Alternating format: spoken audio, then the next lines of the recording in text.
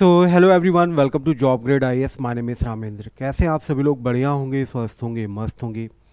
सो आज के इस सेशन के अंदर हम लोग बात करने वाले हैं 30th anniversary of the world trade organization के बारे में। डब्ल्यूटीओ को लगभग 30 साल यहाँ पर कंप्लीट हो चुके हैं। क्या सिनेरियो है, किस तरीके से यहाँ पर डब्ल्यूटीओ बनाया गया, आज हम लोग यहाँ पर इसके बारे में बात करने वाले हैं। अगर यहाँ पर हम डब्ल्यूटीओ की बात करें तो 1 जनवरी 2025 को इसके 30 साल यहाँ पर पूरे हो गए हैं। डब्ल्यूटीओ की बात करें तो डब्ल्यूटीओ एक इंटरनेशनल बॉडी है और जिसका काम होता है regulate global trade among the Nations, यानी कि जो भी यहाँ पर इसके मेंबर्स हैं उन सभी के बीच में ट्रेड्स को रेगुलेट करना, ये इसका मेजर काम होता है।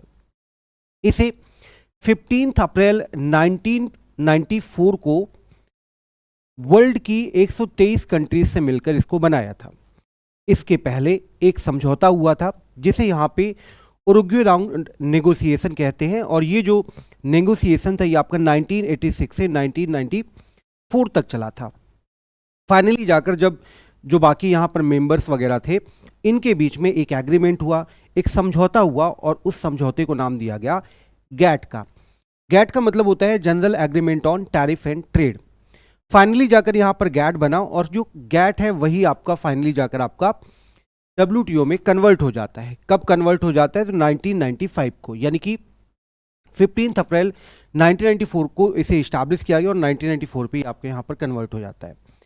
जब यहाँ पर डब्ल्यूटीओ बन गया तो गैट की कोई ज़रूरत नहीं थी, तो गैट को यहाँ पे एंड कर दिया गया। It replaced GATT which had govern international trade since 1948। So 1948 तक जो मेनली काम किया जा रहा था वो गैट के द्वारा किया जा रहा था, और बाद में फिर गैट की जगह पे डब्ल्यूटीओ आ गया। थोड़ा सा गैट के बारे में बात कर लेते हैं कि आखिरकार general agreement on tariff and trade क्या था। एक तरीके से ये कोई ऑर्गेनाइजेशन नहीं था, बल्कि ये एक एग्रीमेंट था, एक मल्टीलैटरल ट्रीटी था।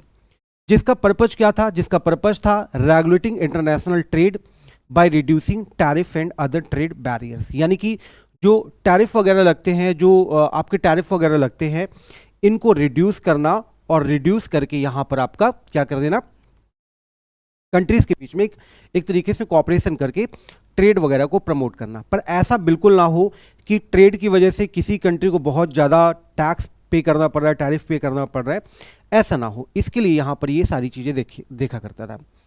इसके अलावा establish in 1947 as a provisional agreement, GATT provided the framework for the international trade. और फिर यहाँ पर क्या हुआ कि फाइनली जाकर जो गैट है वो आपका 1995 पे डब्ल्यूटीओ में यहाँ पे कन्वर्ट हो जाता है। थोड़ा सा गैट के ऑब्जेक्टिव के बारे में बात करें कि जब यहाँ पे गैट बनाया गया तो इसका मेन ऑब्जेक्टिव क्या था। इसका मेन ऑब्जेक्टिव था कि इंटरनेशनल ट्रेड को प्रमोट किया जाए। कैसे प्रमोट किया जाए? कि जो ट्रेड बैरियर्स हैं, जो बहुत ज़्यादा टैरिफ वगैरह लगते हैं, इन टैरिफ और ये जो कोटा वगैरह हैं कि किसी कंट्री को कुछ बेनिफिट्स दिया जा रहा है, इन कोटाज वगैरह को और टैरिफ वगैरह को कम किया जाए, ट्रेड बैरियर्स को कम किया जाए और इंटरनेशनल ट्रेड को प्रमोट किया जाए। ये इसका मेन पर्पज यहाँ पर था। इसके अलावा एक और यहाँ पर काम था कि ग्लोबल इकोनॉमिक ग्रोथ को प्रमोट किया जाए, कि वैश्विक लेवल पर जो इकोनॉमिक ग्रोथ है उसको यहाँ पे प्रमोट किया जाए। अब ये प्रमोट कैसे किया जाएगा? इसके लिए ज़रूरी है कि सारी कंट्रीज़ के बीच में ट्रेड हो, एकदम फेयर हो, और सारी कंट्रीज़ एक दूसरे का सहयोग करें।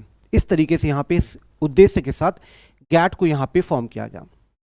अब बात करते हैं गैट के कुछ फीचर्स के बारे में। सबसे पहला फीचर है ट्रेड लिबरलाइजेशन। ट्रेड लिबरलाइजेशन का मतलब क्या है? कि ट्रेड को और ज़्यादा लिबरल बनाया जाए, ट्रेड फ्री ट्रेड की हम यहाँ पे बात करते हैं कि अगर हम एक दूसरे कंट्रीज़ के साथ ट्रेड कर रहे हैं तो उस पर बहुत ज़्यादा टैरिफ वगैरह ना लगे। इन चीज़ों के लिए यहाँ पर ये किया गया था। इसके अलावा टैरिफ को कम करना और अदर जो बैरियर्स है ट्रेड को, उनको यहाँ पे कम करना, ये इसका पर्पस था।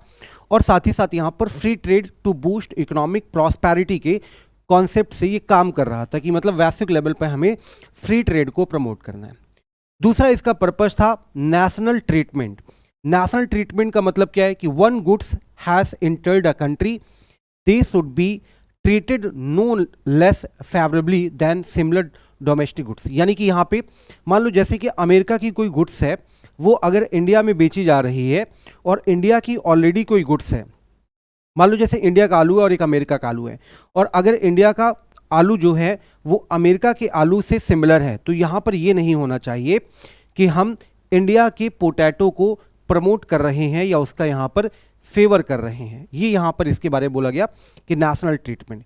इसके अलावा एक चीज यहां पर गैट ने और किया कि GATT encouraged member nation to reduce tariff. यहां पे जो मेंबर नेशन है उनके टैरिफ वगैरह को रिड्यूस किया। एक्सचेंज सिमिलर रिडक्शंस, यानी कि यहां पे सिमिलर रिडक्शंस को यहां पे एक्सचेंज किया from others, creating a balance of benefits, ताकि यहां पे दोनों का बेनिफिट हो, दोनों कंट्री एक दूसरे के साथ कोऑपरेशन से काम करे, दोनों का यहाँ पे बेनिफिट हो। साथ ही साथ एक काम यहाँ पर और उसने किया गैट ने कि यहाँ पे नॉन डिस्क्रिमिनेशन को प्रमोट किया कि एक कंट्रीज दूसरी कंट्रीज के ट्रेड के साथ, उनकी कमोडिटीज के साथ, उनकी सर्विसेज के साथ कोई भी यहाँ पे डिस्क्रिमिनेशन ना करे। इस चीज को यहाँ पे प्रमोट करने की कोशिश करी गैट ने। अभी गैट से WTO कैसे बना इसके बारे में यहाँ पे बात कर लेते हैं। पहले गैट था 1995 पे WTO बना, जो कि गैट को यहाँ पे रिप्लेस कर देता है। एक्चुअली क्या था कि while GATT as an agreement continue to exist under this WTO, it operate a part of the WTO broader framework. Actually क्या था, ये WTO का एक छोटा सा पार्ट था, क्योंकि WTO जो है वो कई सारी चीज़ों को हैंडल करता है, तो इस तरीके से जो गैट था वो एक छोटा सा पार्ट था। तो फिर यहाँ पे गैट को और ज़्यादा प्रमोट किया गया। फिर जब प्रमोट किया गया तो ये एक एग्रीमेंट नहीं हुआ, ये पूरा एक ऑर्गेनाइजेशन बन गया। और जब ये आपका ऑर्गेनाइजेशन बन गया तो इसकी वजह से यहाँ पे हमें जो एग्रीमेंट था उसको यहाँ पे रिप्लेस करना पड़ा और उसकी जगह पे हमें यहाँ पर ये WTO लाना पड़ा। हेडक्वार्टर की बात करें तो इसका हेडक्वार्टर आपका जिनेवा पे है, स्विट्जरलैंड पे, और वर्तमान में इसकी 166 कंट्रीज मेंबर हैं, accounting for 98% of the global trade. यहाँ पे 98% जो ग्लोबल ट्रेड है वो WTO उसको देख रेख करता है। इसके अलावा मिनिस्ट्रियल कॉन्फ्रेंस, जिसे MC कहते हैं, the top decision making body है।